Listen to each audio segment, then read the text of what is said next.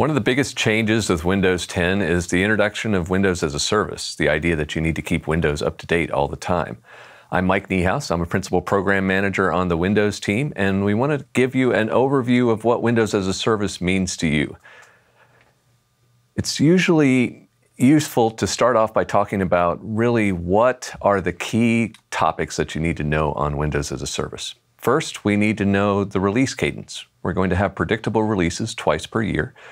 We call those the semi-annual channel releases because they come out twice per year, and there's about 6 months in between them. So you've seen these already with Windows 10 1703, 1709, and 1803.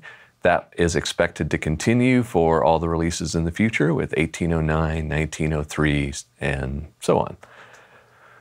Each of those releases then will be serviced for 18 months from the date of release. So Windows 10 1709 came out back in October. If you start the countdown at that point, it will continue to get security updates and quality updates for that 18-month period. That'll be true of each of the releases, 1803, 1809, 1903, so 18 months for each one of those. We will also have alignment with Office. So Office also does semi-annual releases with new functionality.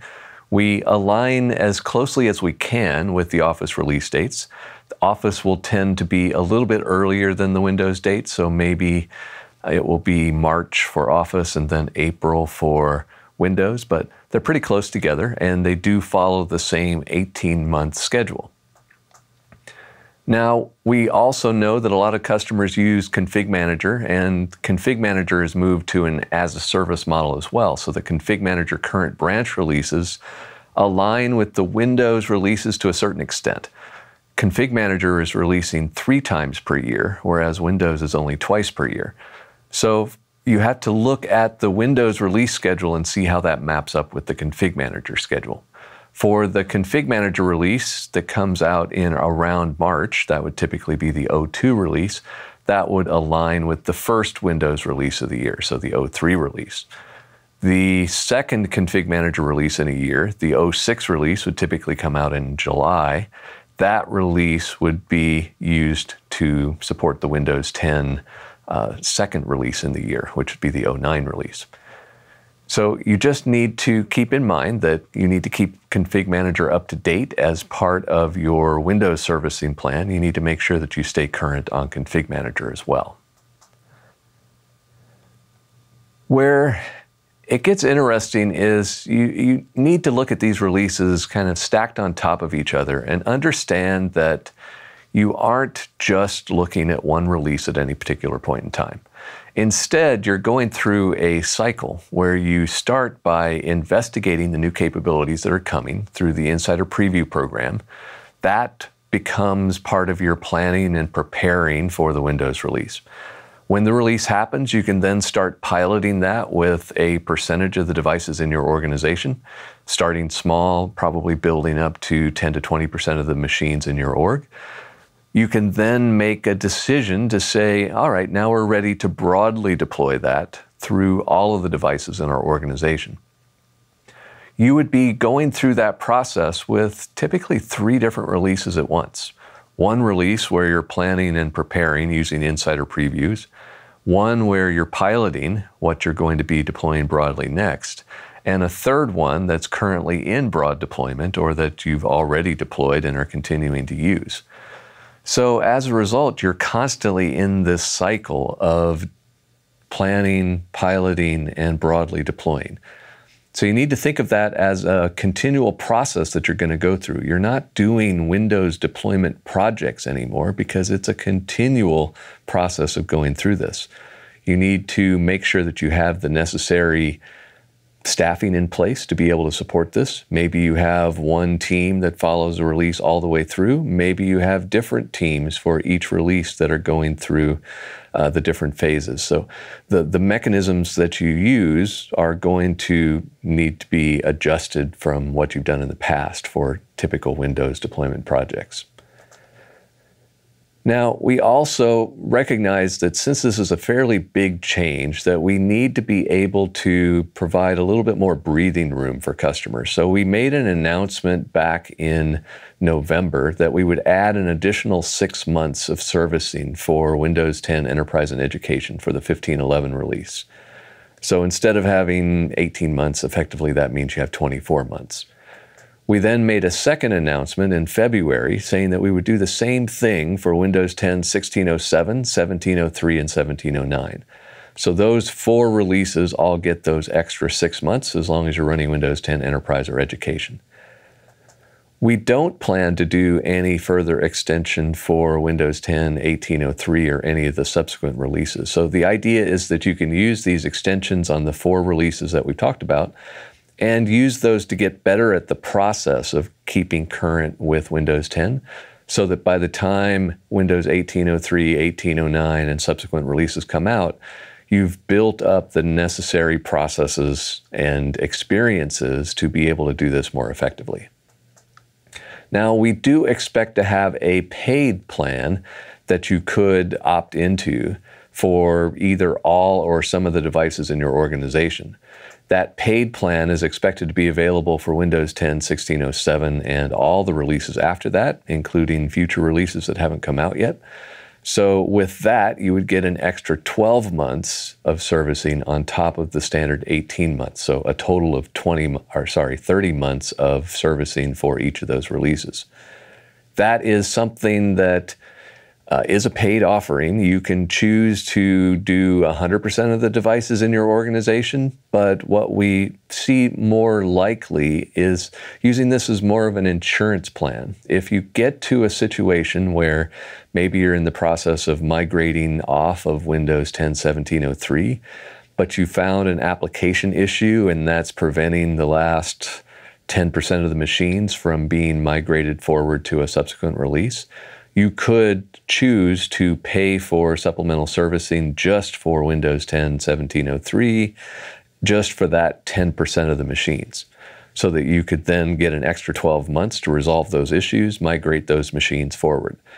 Now, those 10% machine, that 10% count could be then carried forward to any other release and used for any similar situations that you run into, or through the normal enterprise agreement true-up process, you could make adjustments to that number throughout the life of your enterprise agreement. But there will be this option available. That will be available for 1607 and above. It's not available for 1511, so most people should be off of 1511 already by this point. So just keep that in mind. Keep that as kind of a last-ditch fallback option in case you get into a bind. Now, we should probably spend a little bit more time talking about why. What's the big reasoning for moving to a more frequent release schedule? We're doing it with Windows, but we're also doing it for all of the other Microsoft products as well. We want to make sure that we can deliver new capabilities faster so that you get more value from those capabilities. We want to make sure that we can deliver continual security improvements, because we know that the security landscape has changed a lot from where we were in the past. At the same time, we need to simplify the deployment process and the management of these releases, and we need to integrate cloud services. So these are the compelling reasons that are pushing us to do more frequent releases. When we talk about Windows as a service, it's important to recognize that we've got a couple of different terms. Quality updates, which are the monthly patches that we release every month with security and reliability fixes. No new features are included in those. They're really just bundles of fixes.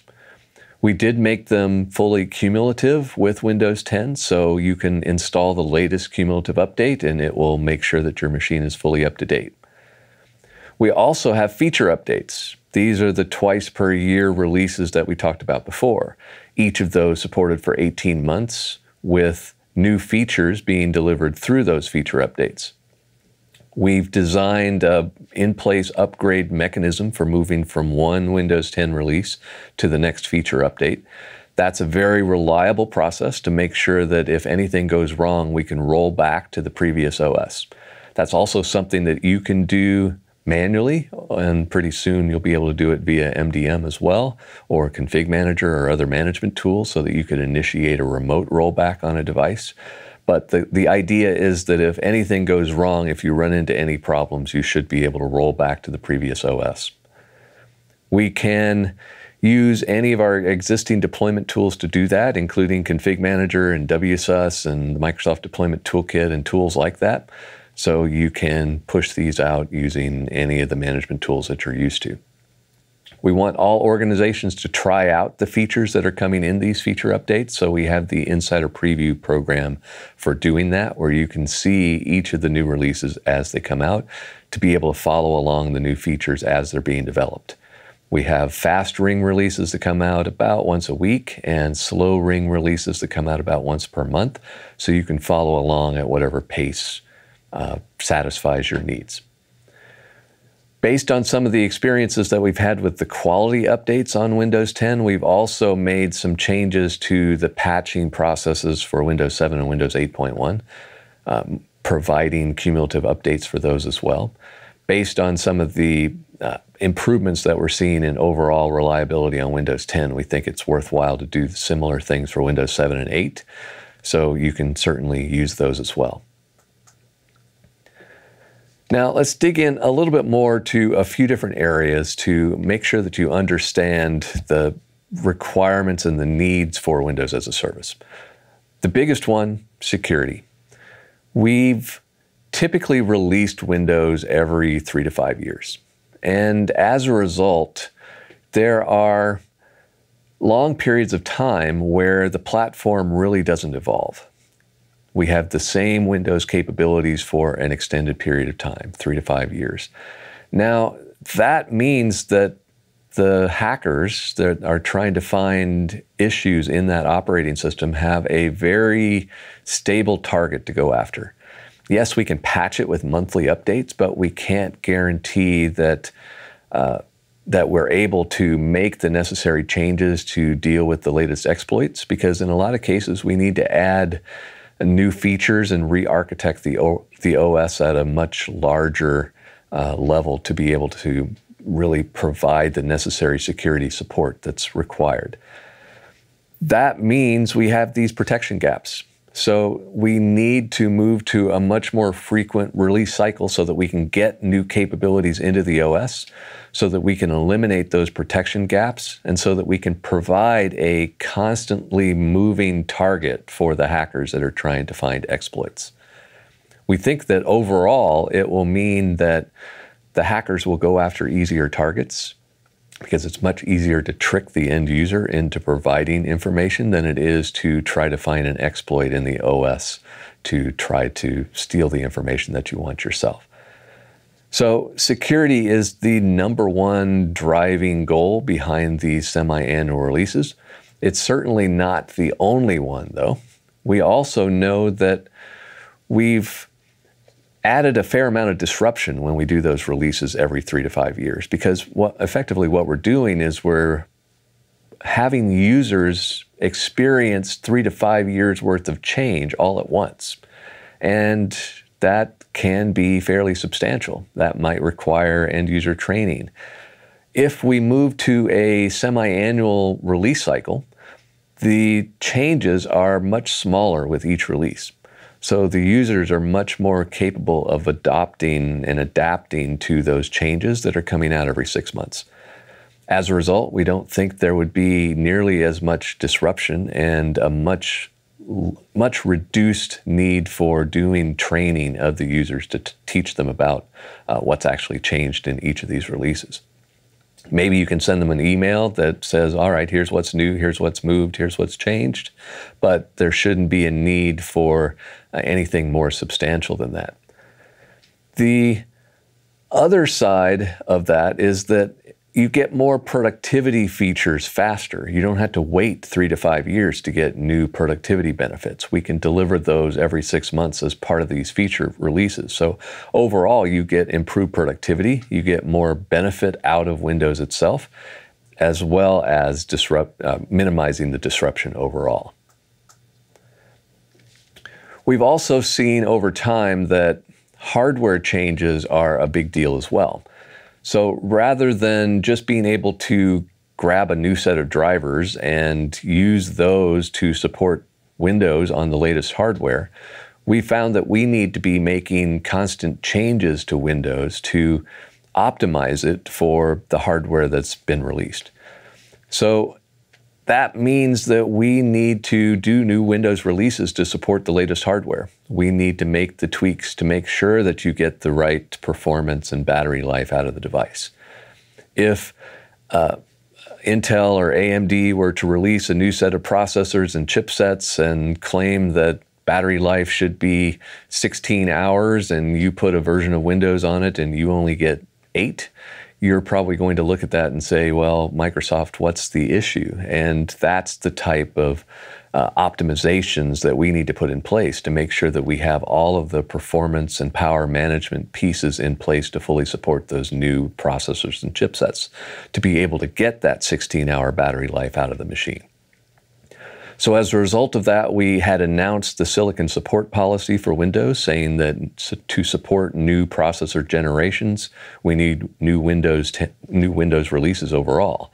In the case of Windows 10, since we're doing the semi-annual channel releases, we can add support for new hardware before you can typically even buy that new hardware. So this new release cycle is well suited for the pace of hardware change, where new processor generations are coming out once or twice per year. That brings us to the biggest challenge. How do we simplify the deployment process? How do we go from what was, in a lot of cases, the biggest IT project that most organizations would go through, to shrink that down to something that can be done twice per year? So we need to go from deploying every 5 years or so to deploying twice per year, which means we're deploying 10 times as fast.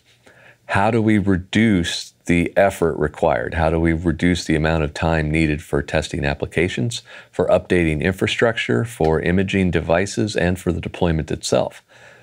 Obviously, we need to make some changes, and we'll talk a little bit more about those as we get deeper into this. But that's the goal, is to reduce the amount of effort required for each of those so that we can do this cost effectively twice per year. That requires changes to the deployment process. That requires making sure that we maintain exceptional application compatibility. It requires eliminating imaging and using more of an in-place upgrade mechanism for doing this. Now, we talked about the monthly patches and moving toward the cumulative updates. What we had found with Windows 7 and Windows 8 was that organizations would typically deploy most of the security updates that we released. Maybe they'd find a problem with one and they'd choose not to release 1 or 2 of them internally, but they would deploy most of the other security releases. But they would never deploy most of the non-security updates unless they experienced the specific problem that the update described. As a result of that, it meant that what we were testing inside of our test labs when we were creating new monthly patches wouldn't match what was being used in the real world. So what would work fine for us in a test lab wouldn't work when it was deployed to the broad population of PCs using that selectively patched infinite number of variations on PCs that were actually out in the wild. That's the main reason for moving toward cumulative updates, trying to eliminate that patchwork, that selectively patched device, and making sure that all of the devices running Windows 10 are patched to the same level so that we have a very stable and consistent baseline to be validating all subsequent fixes against. Overall, we're up with over 600 million devices running Windows 10, and a lot of those are enterprises that are deploying to get from Windows 7 to Windows 10 because we're within 2 years of the end of life of Windows 7, so it's becoming a priority for most organizations. We're starting to see organizations reporting back to us on Windows as a service and saying, yeah, we're going through the efforts, we're going through the motions, and our overall effort is reduced from our past deployment projects. When we compare against Windows XP to Windows 7 and compare that to Windows 7 to Windows 10 and even staying up to date with Windows 10, we can reduce our deployment times by 75%. Well, that's good, but it's not good enough. So we certainly recognize that we've made a lot of progress, and there's still more that we can do to get that 75% to something more like 90%, because we need to be able to reduce our costs by an order of magnitude because we're deploying an order of magnitude quicker. So I would give us maybe a C+ overall on the efforts that we put in. We know that we have more work to do, and we're continuing to invest more into eliminating as many of the challenges with Windows as a service as possible. We'd also talked with an organization that upgraded a third of their devices from Windows 10 16.07 to Windows 10 17.03 in 3 business days. It wasn't a small number of devices either. We're talking tens of thousands of devices upgraded in 3 business days. So we are seeing those success cases where it is fast, it is smooth. Even though they had upgraded tens of thousands of devices in 3 business days, they only had 2 or 3 help desk calls. So the impact to the end user was very small. The overall success rates were very high. So that's our goal. That's what we want to see for more organizations as you get into the Windows as a service mechanisms. So we need to have an always up-to-date operating system. We need to get the latest productivity, security, and hardware support. And to do that, we need to move from a project-based mechanism to a process-based mechanism to simplify the deployment overall and to reduce the disruption. We'll do that twice per year for each feature update as it comes out. That becomes the key organizational change that needs to be made. As part of that, we see this going through a cycle where you're planning and preparing using insider preview builds. You can provide us feedback on the features that we're developing, as well as any compatibility issues that you run into, and identify new features that you would want to implement as part of your deployment process later throughout your organization. You can then get ready to do targeted pilot deployments after the Windows feature update is released to validate the apps, devices, and infrastructure used in your organization.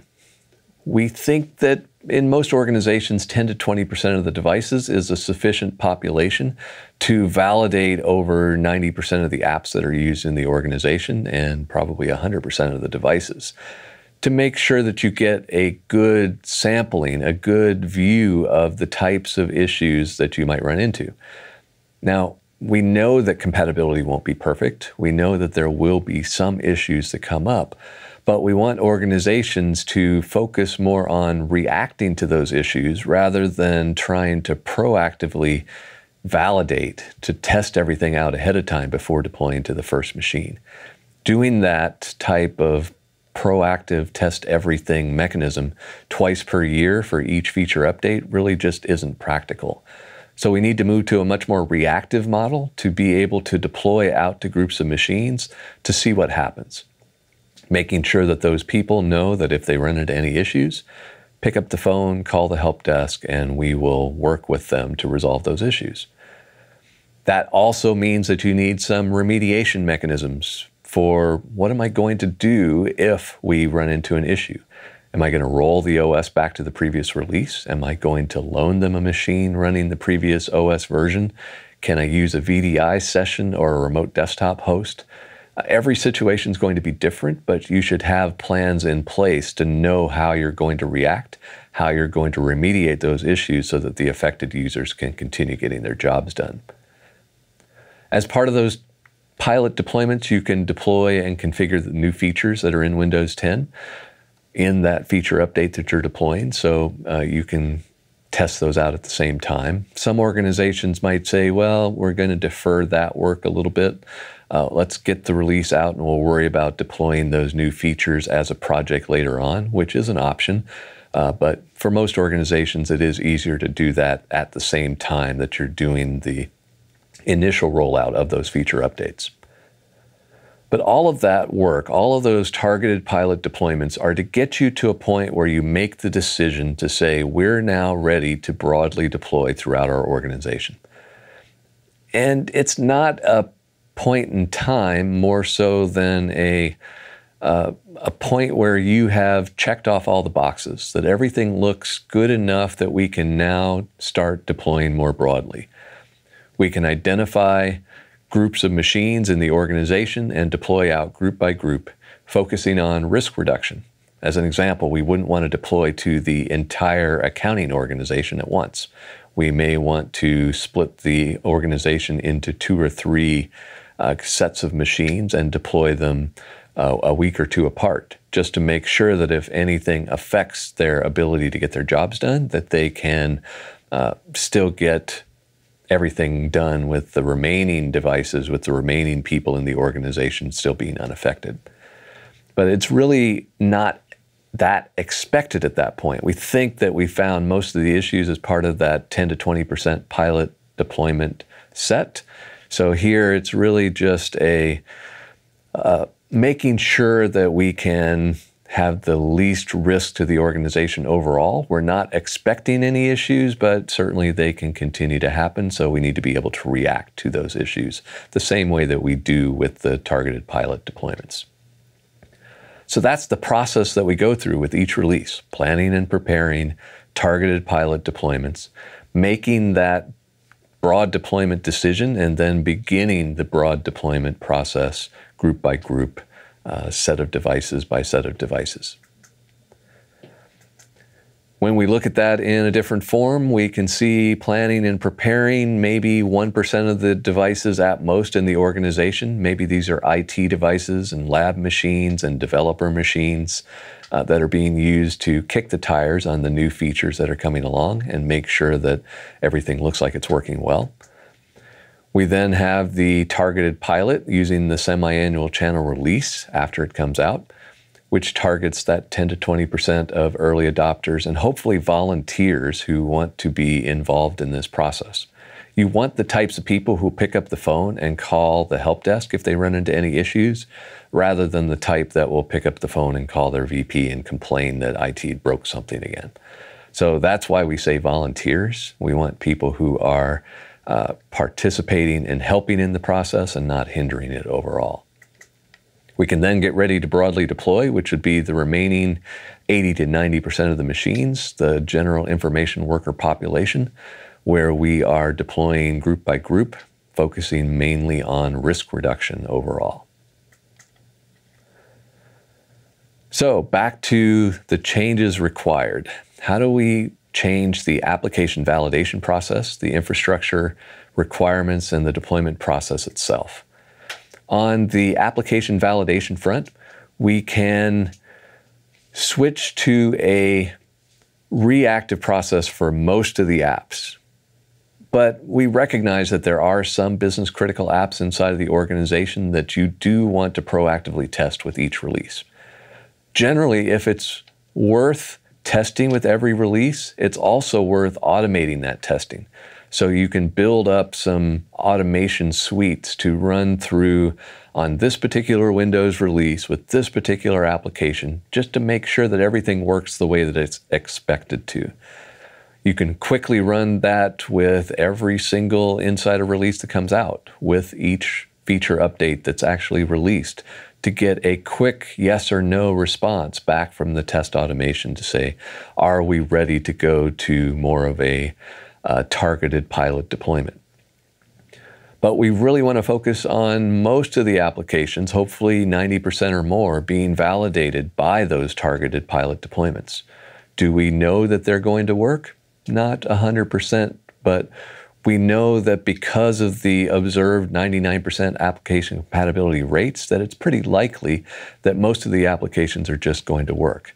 For that 1% or so that don't work, okay, we need to be able to react and have remediation plans in place like I had talked about before.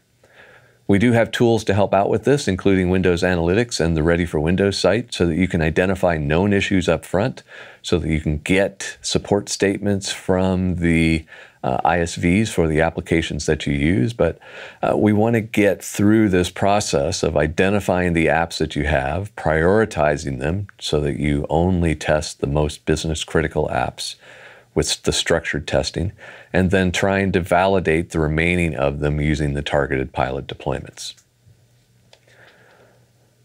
Desktop applications overall, compatibility rates above 99%. We're trying to maintain that high level of compatibility by making minimal changes to Win32 APIs. If we don't change the APIs, the apps don't break. We also listen to insider feedback during the development process, and we monitor telemetry because we can see changes in behaviors from application usage. If we can see that a particular application is used on average 2 hours a day by users on Windows devices, and then we deploy an insider preview build and it drops to 0, that's a good sign to us that something's not working anymore. The usage of that application has fallen off, maybe because the application is crashing or is having other issues that are preventing it from being used. So we can take action on that. We can work with the ISVs. We can test out the app ourselves, install it, make sure that we understand what's going on. All of those efforts are going on in the background to make sure that we can keep those compatibility rates above 99%. On the website side, we encourage organizations to have a dual browser strategy using Microsoft Edge for all of the modern HTML5 based websites, and then leverage IE11 for backwards compatibility.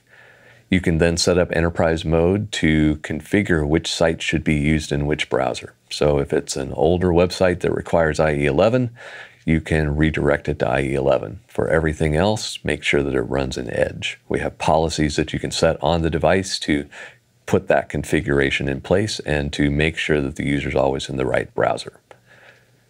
We also maintain high compatibility on modern apps.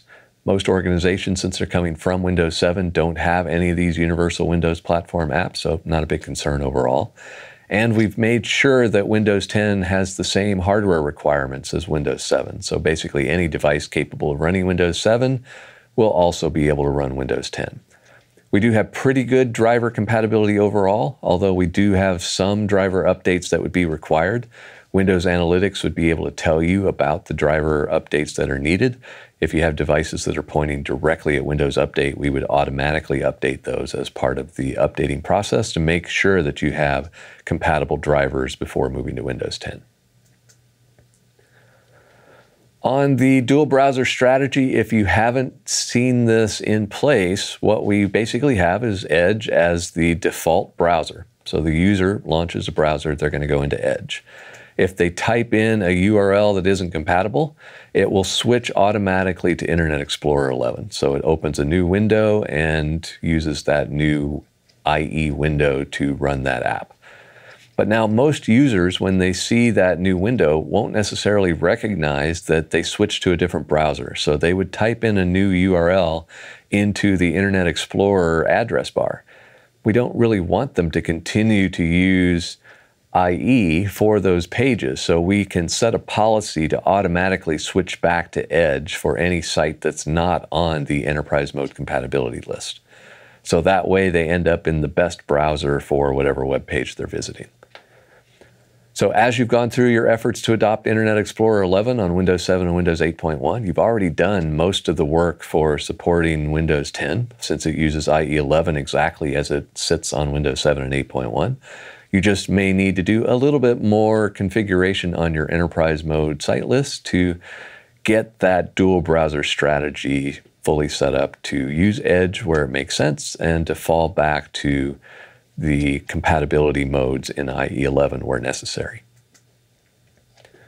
Ready for Windows, if you haven't tried it out, you can go to readyforwindows.com and search for a particular ISV or product name. Maybe you search for Citrix and it comes up with a list of applications and versions that are supported on Windows 10 with links to the support statements from those ISVs. It also will display usage information, so you can see which versions of a particular application are used on what Windows versions. So if you see a particular version of the app is already in use on a large number of Windows 10 devices, it's not an application that you probably need to spend much time on to test. But if you search Ready for Windows and see that you're running a version of an app that isn't used by the broader population of devices, or isn't used by a significant number of devices, maybe that's an app that you either need to consider upgrading to a version that is broadly used, or you need to do a little bit more targeted testing on that particular application to make sure that it does work properly. We also pull that information into Windows Analytics. Windows Analytics is a suite of tools to help reduce the overall deployment and support costs for Windows 10. It's composed of 3 components today: upgrade readiness, update compliance, and device health. For the Windows as a Service processes, we really want to focus on the upgrade readiness piece. That's the one that helps most with planning the feature update deployment process by identifying devices that are ready to receive that new feature update, as well as to identify devices that have compatibility issues with apps or drivers that need to be fixed before those devices can be deployed.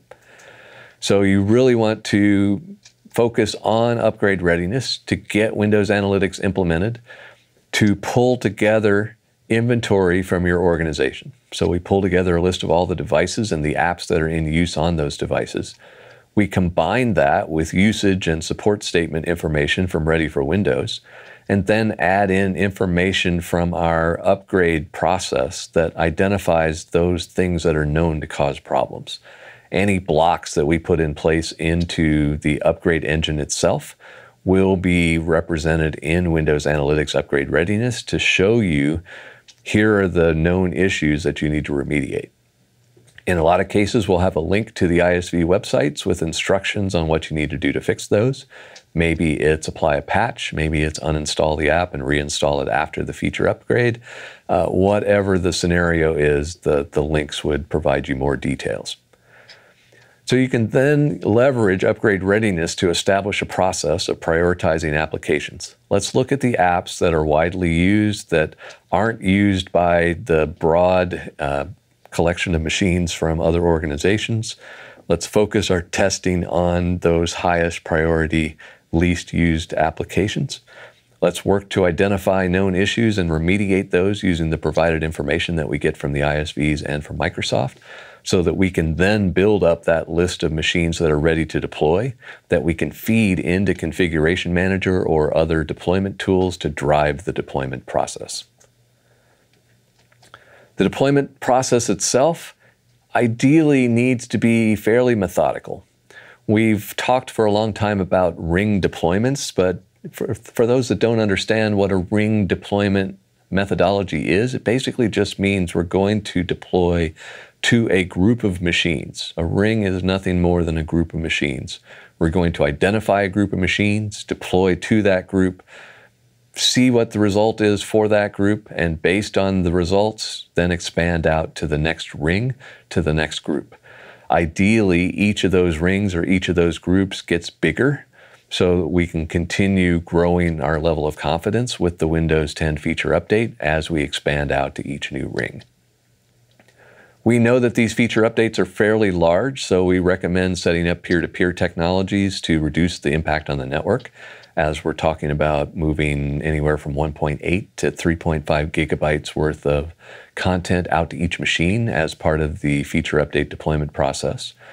We know that you need to set up appropriate scheduling to make sure that the user's not impacted any more than necessary. So don't schedule the upgrade during the times that the user is going to be sitting at their machine and trying to get productive work done.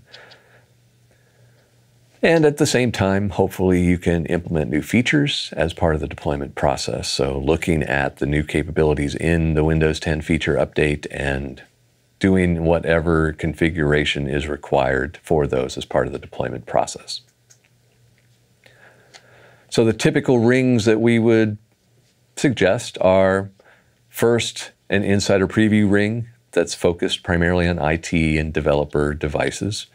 A canary ring that's the first group of early adopters to really give you a good idea of what this is going to look like on a typical set of information worker devices.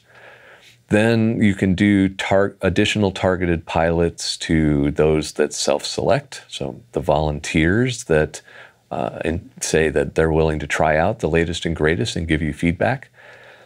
But then you may also need to do a a sample set to make sure that you get the necessary coverage of the apps and devices in your organization. Because you want to make sure that every application, or at least as many of them as possible, are used as part of this targeted pilot validation process to make sure that those apps don't have any known issues.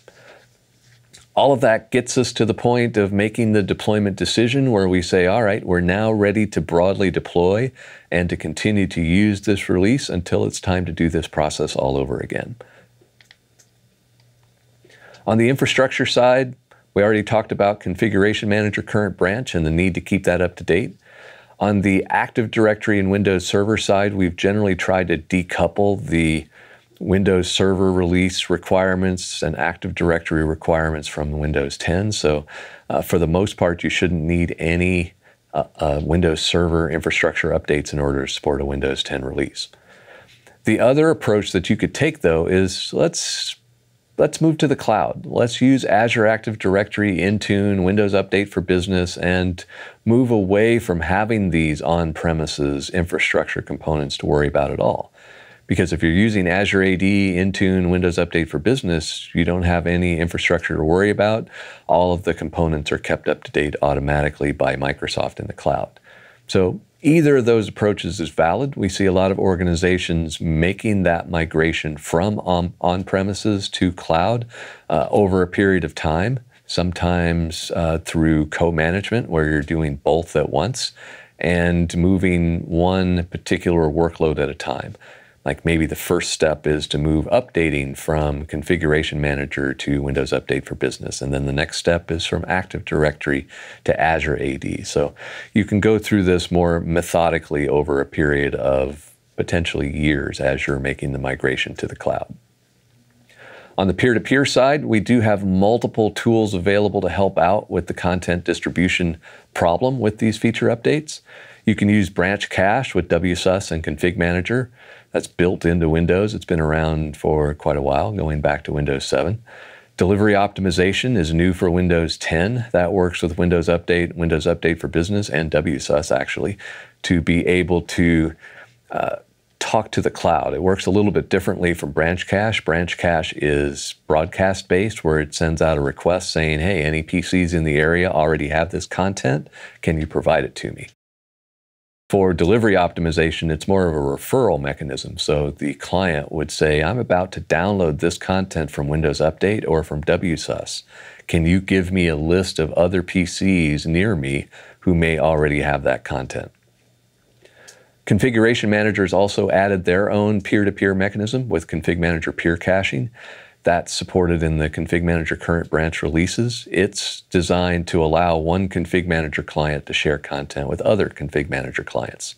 So when the client asks the Config Manager management point for a content location, not only would it get a location of a distribution point containing the content, but also a list of clients that could provide it as well.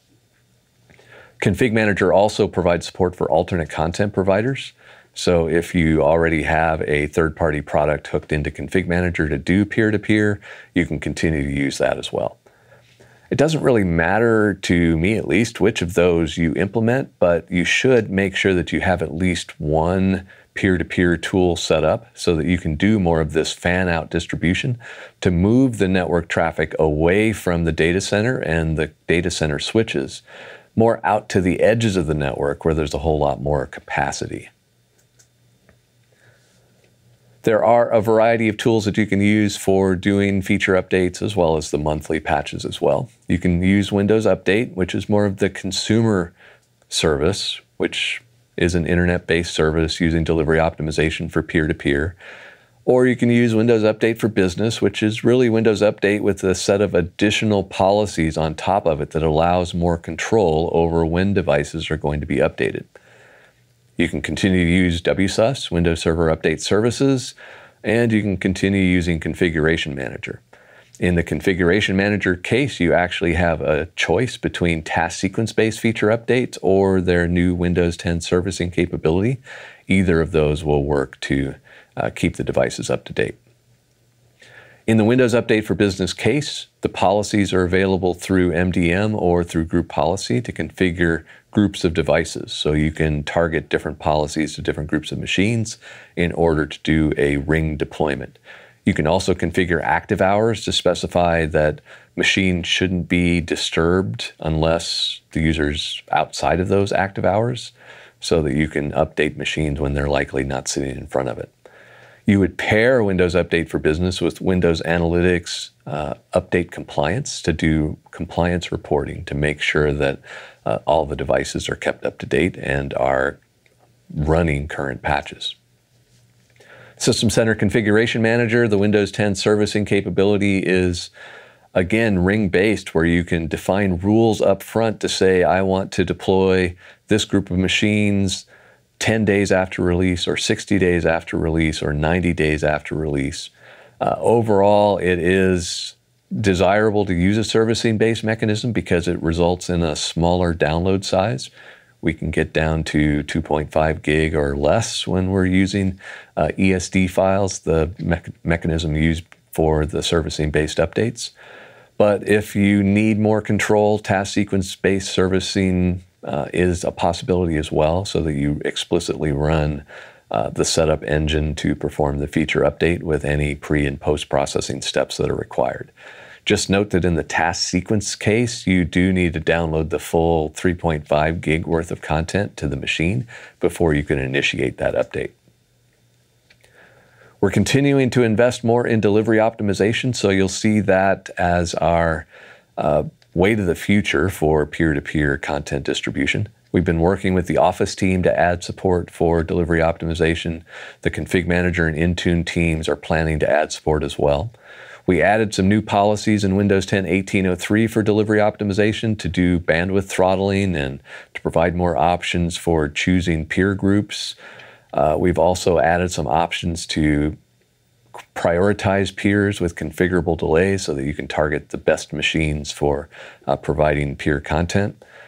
We've integrated with Windows Analytics, so now you can see reports in Windows Analytics Update Compliance to see how much benefit you're getting out of delivery optimization, how much network traffic you are avoiding going to the internet or going back to your servers to grab content. We also added some PowerShell commandlets so that you can query delivery optimization to see the types of things that are being used via peer-to-peer. And we're also working on some capabilities longer term to be able to cache content on a server or an appliance inside your organization. For special purpose devices, it's worth calling out that there are some cases where you do have devices that can't tolerate changes every 6 months. In these limited use cases, you may want to have a stable Windows release that doesn't change with the semi-annual channel releases. We do have a long-term servicing branch release for those special purpose devices, but these really should be limited. That should be limited to factory devices and medical control devices and things that really are performing life or death functions. It's not the typical information worker or frontline task worker devices. Those machines need the latest security and productivity improvements. This is really focused just on those special purpose devices. As far as next steps, you really should have a process in place to keep Windows 10 up to date. Office, since it's going through the same process, ideally should be covered by that same process so that you can keep them up to date together. You should implement a servicing strategy using a ringed approach like we talked about. You can leverage the Windows Insider builds to prepare for the ring deployment process. You can leverage the Windows Analytics to be able to get data-driven insights on what's going on in your organization and to be able to identify groups of machines to target. And you really need to shift from a test everything methodology to instead doing more of a reactive-based approach of deploying out to a group of machines, seeing what happens based on the calls to the help desk. We've provided a variety of resources to help with that. You can go to aka.ms/WAS to get all of the latest documentation. /WAS video has a shorter version of what we just talked about here. And we have a variety of additional information on the Windows Analytics and Ready for Windows sites that you can access as well. If you need any further assistance, we also have Fast Track. So if you go to fasttrack.microsoft.com, you can get some assistance from us to help you plan and implement Windows as a service inside of your organization. So if you think you do need additional support and additional help from dedicated Microsoft resources, let us know through Fast Track. So hopefully that's a useful overview of Windows as a service and helps you to understand the types of changes that we put in place. Thanks.